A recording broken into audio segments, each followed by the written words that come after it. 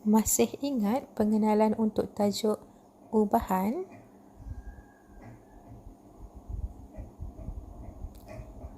Ubahan ada berapa jenis ya?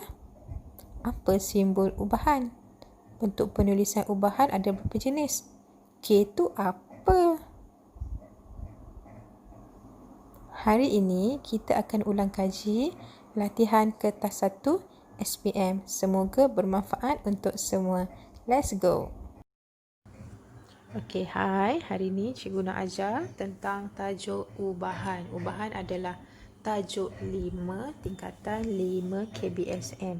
Okey, tajuk ubahan ni adalah tajuk yang wajib keluar dalam kertas 1 soalan objektif. Okey, so sebelum ni cikgu dah terangkan beberapa konsep asas ataupun teori yang wajib kamu tahu tentang tajuk ubahan. Okey, so saya harap kamu masih ingat. Ubahan ada 3. Yang pertama, ubahan langsung. Yang kedua adalah ubahan songsang. Dan yang ketiga adalah ubahan tercantum. Okey, so kita tengok pada ubahan langsung. Okey, ubahan langsung. Y berubah secara langsung dengan X. Okey, jika dalam bentuk hubungan, cara tulisnya adalah Y berubah secara langsung dengan X. So, simbolnya adalah yang ini, macam ikan ni. So, kalau tulis dalam bentuk hubungan, dia mesti ada simbol ni, simbol ikan ni. Okey, next. Kalau dalam bentuk persamaan, yang simbol ubahan tu, dia akan ubah menjadi sama dengan K. Saya ulang. Simbol ubahan ganti dengan sama dengan K. K adalah pemala. Okay, next. Ubahan songsang. Ingat, ubahan songsang, apa beza dia dengan ubahan langsung? Dia adalah dalam bentuk pecahan. 1/. Okay, contoh dia. Y berubah secara songsang dengan X jika dalam bentuk hubungan, iaitu simbol ubahan, dia akan jadi 1/X. Kalau secara langsung tadi, dia adalah, dia tak ada 1/. Kalau ubahan songsang, dia ada 1/.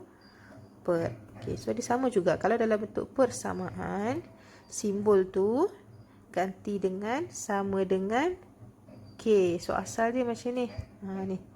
Simbol ubahan ganti dengan sama dengan K. So K darab dengan 1/X, awak akan dapat Y sama dengan K/X. So K adalah pemalar ubahan. Okey, so kita tengok kepada contoh. Y berubah secara langsung dengan punca kuasa 2G. Cari hubungan antara F dan G. So sekarang dia nak dalam bentuk simbol ubahan. Okey, so F berubah secara langsung dengan punca kuasa 2G. So awak ingatlah punca kuasa 2 macam ni. Kalau kuasa 3, dia ada kuasa 3 lah ke atas. Okey. Okey, so jawapan dia adalah A. Okey, so saya harap awak tahulah apa maksud punca kuasa 2G. Macam mana nak tulis dia? Kalau punca kuasa 2G macam ni. Kalau punca kuasa 3G macam ni. Ingat, kalau punca dia ada simbol set. Okey, ni adalah simbol set. Okey. Next. Yang kedua, diberi bahawa P berubah secara langsung dengan Q kuasa 2. Okey. P berubah secara langsung dengan Q kuasa 2. Okey. Ni adalah dalam bentuk simbol. Okey, yang pertama kita kena buat. Sekarang ni dia nak cari hubungan antara P dengan Q. So, jawapan akhir dia adalah dalam bentuk sama dengan. Maksudnya kita kena tukar kepada bentuk persamaan. So, ingat, kita punya simbol ubahan ganti dengan sama dengan K. So, yang depan ni tulis saja. Yang belakang pun tulis saja. Okey, faham? Okey, so sekarang kita nak cari nilai K dulu. Nak cari nilai K, diberi asalnya dibagi P sama dengan 36. Bila P sama dengan 36, Q sama dengan 8. So kita masukkan dalam persamaan yang ni. Okey, P 36 sama dengan K 8 kuasa 2. So 8 kuasa 2 adalah 64. So K sama dengan 36 bahagi 64. Kenapa bahagi? Sebab antara K dengan 64 simbolnya adalah darab. Operasinya adalah darab. Pindah sebelah jadi bahagi. Okay, so jawapan akhir awak akan dapat K sama dengan 9/16. Okay, bila awak dah dapat K, so ni bukan jawapan akhir ya. Kita nak tukar balik dalam bentuk persamaan tu. So kita akan dapat P sama dengan 9/16 Q kuasa 2. So kita masukkan balik dalam ni. Nilai K, kita dah dapat nilai K. So kita akan dapat ni lah bentuk persamaan ubahan. So kita tengok jawapan. Mana? A ke B, C, D? So jawapannya adalah B. Okay. So yang penting awak kena cari nilai K. Macam mana nak cari nilai K? Kita masukkan nilai P 36 dan Q sama dengan 8. Okay, kalau soalan pertama tadi, ni adalah dalam bentuk simbol. Soalan yang kedua, dalam bentuk persamaan. Kalau dalam bentuk persamaan, dia melibatkan pemalar K. Okay, next, kita tengok soalan nombor 3. M berubah secara langsung dengan kuasa 3M. So, M. Murid selalu keliru dengan perkataan kuasa 3, punca kuasa 3. Okay, so pastikan itu adalah asas dalam matematik. Murid kena tahu. So, M berubah secara langsung dengan kuasa 3M. Okay, so ni adalah dalam bentuk simbol. Okay, so sekarang bila dia dah ada nilai M, dia dah ada nilai N, kita kena tukar dalam bentuk persamaan. So ingat, simbol ubahan ganti dengan sama dengan K. So yang ni depan dan belakang salin je. Okay, so sekarang kita nak cari nilai K. Bila M sama dengan 8, N sama dengan 3,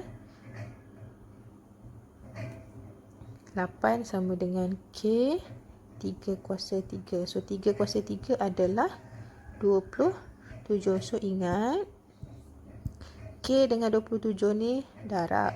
Pindah sebelah, dia akan jadi bahagi. Okay, next. K sama dengan 8 bahagi 27. So, jawapan akhir. Kalau kita cek guna kalkulator, tak ada sifir lah. Kita nak pemudahkan dia. So, K sama dengan 8/27. So, kita tukar balik dalam bentuk persamaan dia. Yang ni. Kita masukkan balik yang ni dalam persamaan yang kita buat. So, M. So, akan dapat M sama dengan 8/27 N kuasa 3. So, ni adalah set yang pertama. M8, N3. Sekarang ni ditanya untuk set yang kedua pula. Cari nilai N apabila M64. So, kalau dalam bentuk jadual macam ni. Ni M, yang ni N. Okey. Kalau M8, N3. Kalau M64, yang ni yang disuruh cari. Okey, so set yang pertama tadi kita dah buat. Kalau M8, N3. So sekarang kita buat set yang kedua pula. Okey, bila M64, 8/27 N kuasa 3. So kita nak N kuasa 3 tu. Okey, 64 bahagi 8/27. 64 bahagi 8/27. Awak akan dapat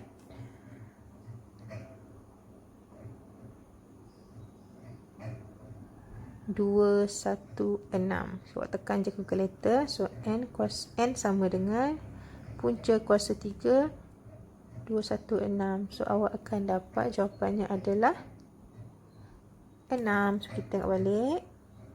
Jawapan dia adalah D. So, cikgu nak tekankan kat sini. Macam mana operasinya terjadi yang ni? Okey. 216 sama dengan N kuasa 3. Sekarang ni kuasa. Kita nak cari N saja. Yang sebelah dia ni. Cara nak hapuskan kuasa 3 belah kanan. Yang belah kiri kita kena punca kuasa 3. Kalau yang belah kanan ni kuasa 2. Belah sini pun kuasa 2. Kalau kat sini kuasa 4. Yang belah kiri pun kuasa 4. Yang tu konsep dia. Kita nak hapuskan kuasa 3 ke, kuasa 2 ke belah kanan ataupun belah kiri. Belah satu lagi tu kita kena letak punca kuasa. So, awak dah dapat jawapan dia adalah N sama dengan 6. So, yang ni dah dapat N sama dengan 6. Okey, soalan nombor 4. Jadual di bawah menunjukkan nilai-nilai bagi pemboleh ubah P dan Q. Diberi Q berubah secara langsung dengan kuasa 3P. Q berubah secara langsung dengan kuasa 3P. Okey, kita ada dua set kat sini. Set yang pertama P3, Q16. Set yang kedua P6, Q54. So, kita dah ada satu set nombor yang lengkap iaitu P36, Q16. Okey, so kita cari nilai K dulu. Ingat nak tukar daripada bentuk ubahan kepada persamaan. Simbol tu ganti dengan sama dengan K. So, Q kamu adalah 16 sama dengan K P3 kuasa 3. So, 16 sama dengan K 27. So, K sama dengan 16/27. So, ni adalah dalam bentuk termudah dah. Okay, so untuk kumpulan yang kedua, set yang kedua, ni awak dah dapat dah lah. Q sama dengan 16/27 P kuasa 3. So, ni adalah awak punya Q berubah secara langsung dalam bentuk persamaan. Okay, so awak dah dapat persamaan dia. Kita ganti balik. P sama dengan N, Q sama dengan 54. So, masukkan dalam persamaan ni. Okay, so Q 54, 16/27, P awak N kuasa 3. So, kita nak N kuasa 3, 54 bahagi 16/27. Kenapa bahagi? Sebab cuba kita beritahu tadi, belah sini darab, pindah sebelah jadi bahagi. Okay, next. Tekan kalkulator. 54 bahagi 16/27. Sebab dalam jawapan ni dia dalam bentuk pecahan. So, awak tekan kalkulator nanti, tekan A, B, C. Awak akan dapat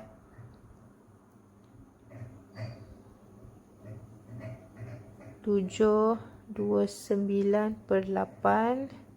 So, N sama dengan 729/8 sama dengan 4.5. Okay, so sebab ni kita satu. So, jalan kira dia mungkin tak samalah. Ada yang lebih cepat, ada yang sikit terus. So, cikgu cerita satu persatu lah.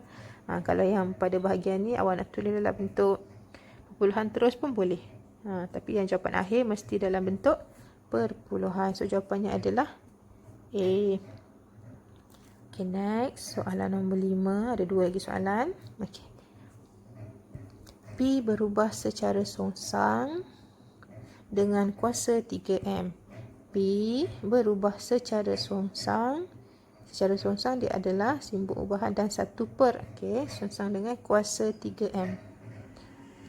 Tengok pada jawapan.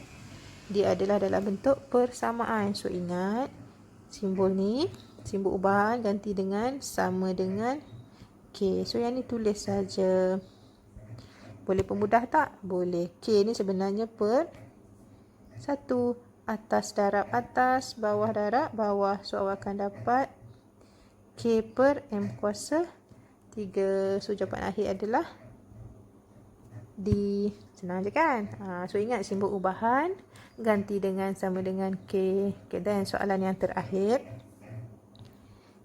Ni adalah ubahan tercantum. Okey, ubahan tercantum dia melibatkan 2 ataupun 3. So basically digunakan 2 saja.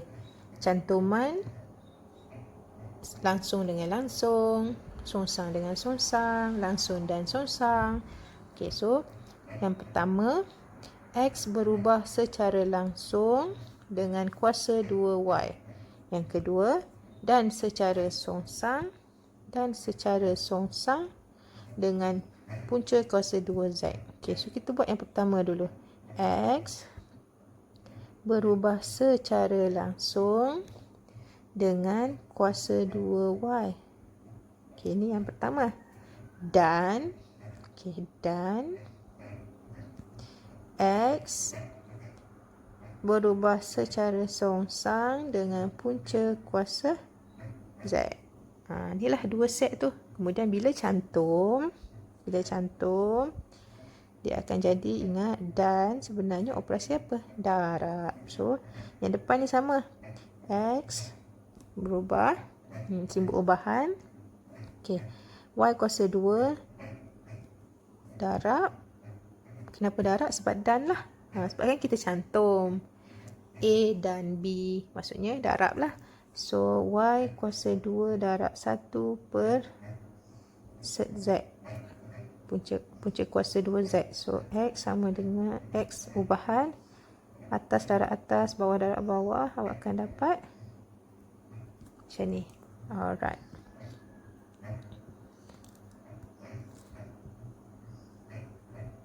Okey, kemudian dia nyata jika hubungan itu ditulis sebagai Y sama dengan KY kuasa A, Z kuasa B.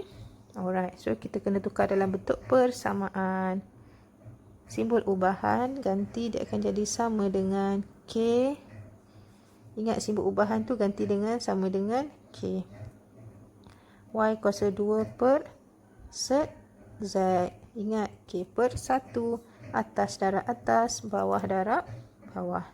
So akan dapat X sama dengan KY kuasa 2 per set Z. Okay, awak rujuk balik awak punya soalan. Ditulis kat sini KY kuasa A, Z kuasa B. Dia tak ada dalam bentuk pecahan sekalipun. So dia tak ada per. Tapi kamu punya persamaan ada per. Okay, so kita ubah macam mana nak hapuskan pecahan tu. Okay, yang bawah kita bawa naik atas. Ni, se-Z kita bawa naik atas. So cikgu buat step by step.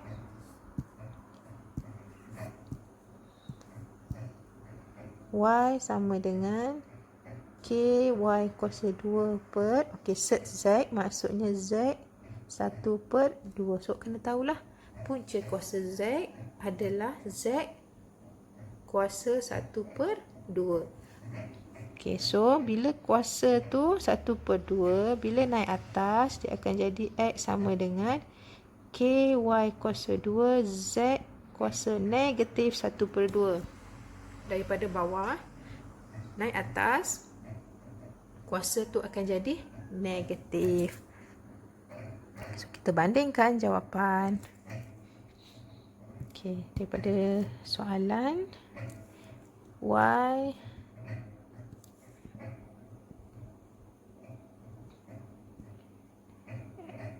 Z B. So A sama dengan 2, Z sama dengan B sama dengan negatif 1 per 2. So jawapan awak B. Ingat punca kuasa Z 1 per 2.